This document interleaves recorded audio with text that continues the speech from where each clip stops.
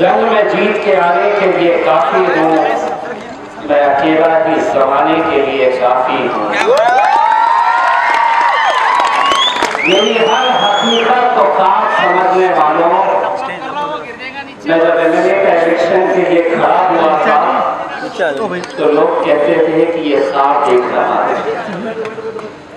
जब औरंगाबाद महानगर पालिका का इलेक्शन आया और हमने कहा कि मजलिस इंशाअल्लाह 25 सीटें जीतेगी, तो यही वो कांग्रेसी और राष्ट्रवादी कांग्रेस वाले थे जो कहते थे ये फिर से ख्वाब देख रहा है।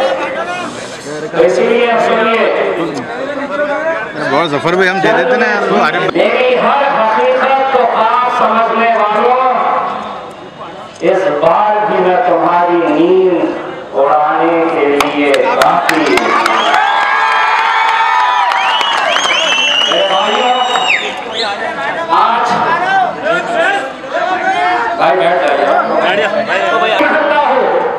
ऐसे 10, 15, 20 लोग आपको मिलेंगे जिन्हें ना पार्टी से मतलब है, ना अपने मोहल्ले की तरक्की से मतलब है, जिन्हें ना कैंडिडेट से मतलब है। इलेक्शन को ये लोगों ने धंधा बनाए हुए हैं कि पैसा दो, मेरे लिए बुद्धि लाइन उन नौजवानों से नहीं बनता है। मेरे लिए बुद्धि लाइन का मतलब है हसन भाई की वो दुकान, पारस प्रिंटिंग प्रेस, इससे बुद्धि लाइन बनता है। मेरे लिए बुद्धि लाइन का मतलब है जैन भाई की टेलर की वो दुकान जो वर्षों से हम देखते आ रहे हैं, बुद्धि लाइन इनसे बनता है। बुद्धि लाइन मेरे लिए रफीक भाई से बनता है, जिनकी होटल का नाम ही पाकीज़ा है। ये वो लोग हैं जिन्होंने कभी पैसों से सौदा नहीं किया है, कभी किसी को देता नहीं है। जमीर खादरी के वालिद साहब, जमीर खादरी के भाई, इनसे बुद्धि लाइन बनता है। दोस्तों, बहुत मुश्किल था हमारे लिए, लेकिन हमने रफीक के पास बैठे और हमने रफीक से ये कहा कि रफीक एक बात समझ ले। भी आ गए, इन भी आ गए, बोले हाथ के पंजे के ऊपर हमारी घड़ी बांध दीजिएगा, चला रहे।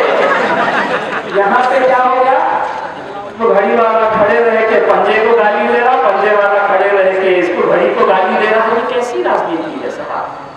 अगर लड़ना है तो मर्दों की तरह लड़ो, जिस तरह से दो जने वहां पर लड़ रहे हैं। महाराष्ट्र की विधानसभा में एक दिन मोदी ने ठाकरे को फोन करके पूछा है, महाराष्ट्र की विधानसभा में कितने आदमी है? ठाकरे ने जवाब दिया 286 एक तरफ है और 2 एक तरफ है। बोले ये 2 एक तरफ कैसे है? बोले बड़े का खाते हैं, बड़े निकले हुए हैं। बोले कैसे निकले हुए हैं? तो बोले वो औरंगाबाद वाला जो है वो दिमाग चलाता है, वो मुंबई वाला हाथ पैर चलाने के लिए।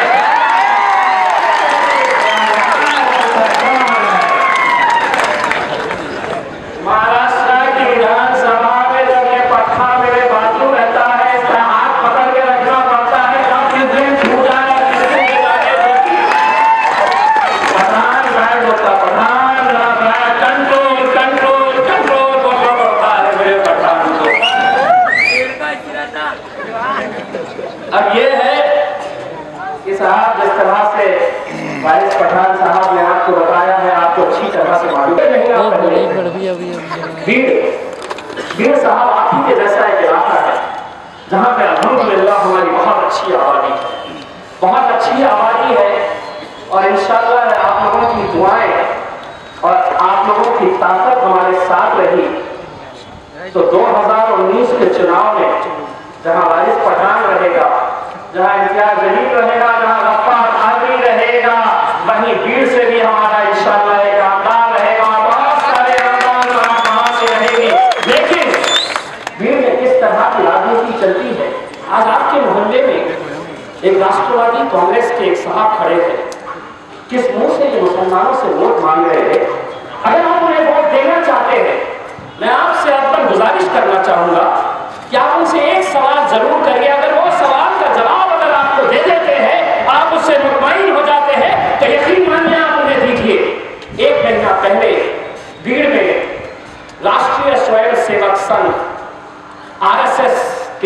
प्रमुख मोहन भागवत का एक बहुत ही बड़ा जलसा बीड़ में आयोजन किया गया। जानते हैं इसे करने वाले कौन लोग थे?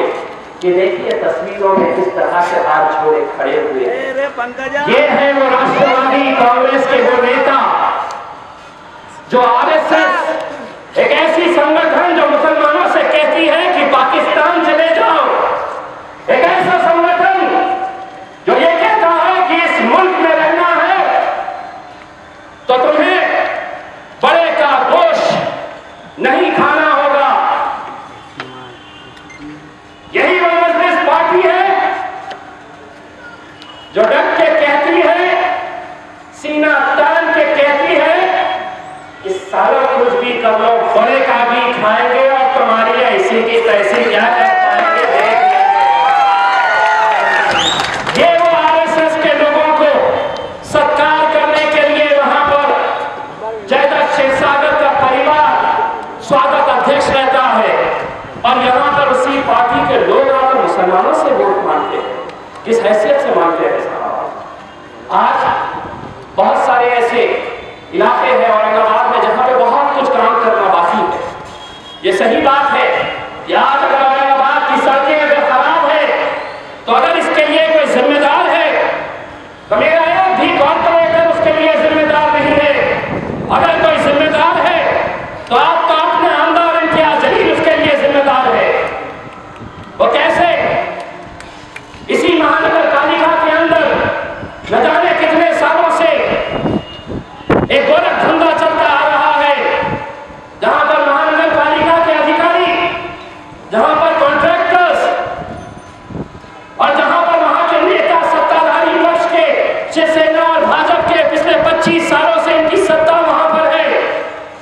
करोड़ों रुपए का बजट आता है लेकिन आज तक ये हमारे इलाकों में अच्छी सड़क नहीं दे सके, पानी नहीं दे सके। क्या वजह है इसकी? वजह यह है कि एक सड़क बनाई जाती है, फिर 6 महीने में उसे खोदा जाता है ये कहकर कि इसमें ड्रेनेज की लाइन डालना है। फिर सड़क बनाई जाती है, उसी में से हफ्ते बांटे जाते हैं। अधिकारी अपना हफ्ता लेता है, नेताजी अपने हफ्ते लेते हैं। अधिकारी और वहां के जितने भी लोग हैं, एक नेक्सस है, एक साठगांठ है। पैसा किसका है? हमारा और आपका पैसा है जो इन खड्डों के अंदर बर्बाद हो रहा है। हमने महानगर पालिका से ये कहा कि एक बार खोद दो, जितनी सड़कें खोदना है खोद दो, उसमें आपको ड्रेनेज डालना है तो डाल दो, पानी की लाइन डालना है तो डाल दो, लेकिन एक बार जब सड़क बन जाए तो दोबारा उसे हम खोदने नहीं देंगे। मुसलमान आपका वक्त का मंत्री था आरिफ रसीद खान। कोई एक एकड़ जमीन के ऊपर आप ये बता दीजिए कि आपने कोई कौम के लिए कोई काम किया है। कोई एक ऐसा प्रोजेक्ट बता दीजिए जहां पर मुसलमानों के लिए आपने कोई इदारा तैयार किया है, उनके फायदे के लिए कुछ शुरू किया है एक एकड़ के ऊपर। दोस्तों, जब हम आए यहाँ पर, हमने यहाँ पर आते ही सर्वे किया कि कितनी जमीनें यहाँ पर खाली है। एक जमीन हमने आइडेंटिफाई करी, उस जमीन के ऊपर हमने तय किया कि हम या तो वहाँ पर हॉस्टल बनाएंगे या तो हम एक ऐसा कल्चरल हॉल बनाएंगे जहाँ पर गरीब लोगों की शादी हो सके, बहुत आलीशान भव्य। उसके लिए 2 करोड़ रुपया हमने सैंक्शन करा कर लेकर आए। हर चीज तय हो गई। District collector, divisional commissioner, municipal commissioner, वक्फ बोर्ड की सीईओ, मैं खुद, हम गए उस जगह के ऊपर और ये तय किया कि यहाँ पर हम एक आलीशान एक शादी खाना लगाएंगे। दोस्तों, जब मैं मुख्यमंत्री के पास गया और उनको ये बताया कि साहब 93,000 एकड़ जमीन है, लेकिन आज तक कभी कोई मुसलमानों के हक के लिए कोई प्रोजेक्ट नहीं शुरू किया गया था, अब हम ये शादी खाना बनाने के लिए जा रहे हैं। आपने 2 करोड़ रुपए दिए हैं, लेकिन हमें ऐसा लगता है कि ये प्रोजेक्ट अगर हमें बहुत अच्छा बनाना है तो 2 करोड़ से ज्यादा हमें लगेगा। आज अल्हम्दुलिल्लाह हमारी इज्जत इतनी है उनके सामने, मुख्यमंत्री ने खुद कहा कि आप काम शुरू करिए, मैं पैसे की कमी नहीं होने दूंगा। लेकिन आज जब हम यहां पर आए तो हमें यह बताया गया कि यही वो कांग्रेस और यही वो राष्ट्रवादी कांग्रेस के नेता जो वक्फ बोर्ड के मेंबर है, वक्फ बोर्ड के चेयरमैन है, इन्होंने ये ऐलान किया कि नहीं, हम वो शादी खाना नहीं बनने देंगे। मैंने पूछा क्यों साहब, क्यों नहीं बनने देंगे? उसमें मेरी शादी तो होने वाली नहीं है, मेरी शादी तो पहले भी हो चुकी है, अल्हम्दुलिल्लाह मेरे 2 बच्चे हैं, मेरी शादी का मतलब तो नहीं है। मैं चाहता हूँ कि उस शादी के अंदर गरीब बच्चों का फायदा हो, हमारी गरीब बहनों का फायदा हो। तो उन्हें ऐसा लगा कि हम तो इतने साल सत्ता में थे, हमने 1 एकड़ के ऊपर भी कभी भी कोई एक ऐसा प्रोजेक्ट नहीं लेके आया। ये बंदा अभी 1 साल हुआ है और ये मुसलमानों के लिए ऐसा प्रोजेक्ट लेकर आ रहा है, हमारी तो दुकानें बंद हो जाएगी। मैंने कहा कि तुम बनाओ, क्रेडिट तुम लो, अगर चाहिए तो सप्ताह के नाम से शादी खाना खोल दो, लेकिन मेरी आवाम को इसका फायदा होना चाहिए। मुझे नाम नहीं चाहिए, मुझे काम चाहिए। 1 साल के नाम से खोल दो आप शादी खाना, कोई एतराज नहीं है हमें, लेकिन हमारी आवाम को इसका फायदा होना चाहिए। आज अल्हम्दुलिल्लाह जब थोड़ी बहुत रुकावट डालने की कोशिश की है तो हमने उस मीटिंग के दौरान गए, फूल लेकर गए, गुलाब का फूल लेकर गए। मीटिंग शुरू होने से पहले जितने भी बोर्ड के मेंबर्स उतर रहे थे उन्हें फूल दे रहे थे और देते देते यही कह रहे थे कि आप तो सुधर जाओ, आप तो सुधर जाओ। नतीजा ये हुआ कि वो मीटिंग के अंदर ये प्रपोजल अल्हम्दुलिल्लाह उनके अब्बा को भी पास करना पड़ा। दूसरी बात यह है साहब,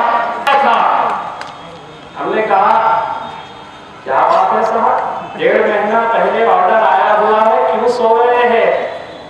तो पता चला साहब जब उस सरदार को दिया गया था तो कुछ दिया गया था।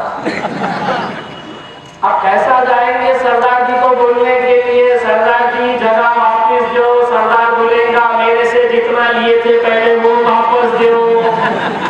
हमने बोले ये आपका सरदर्द है, अगले 8-10 दिन में अगर नहीं लेंगे तो फिर से जाएंगे, उठाएंगे, फेंकेंगे, गाड़ेंगे, लेंगे कब्जे में इंशाअल्लाह। ये अगर हम कर रहे हैं तो किस लिए कर रहे हैं? आज अल्हम्दुलिल्लाह मजलिस की ताकत है, ये इसलिए कर रहे हैं कि इम्तियाज जलील अकेला कुछ नहीं है।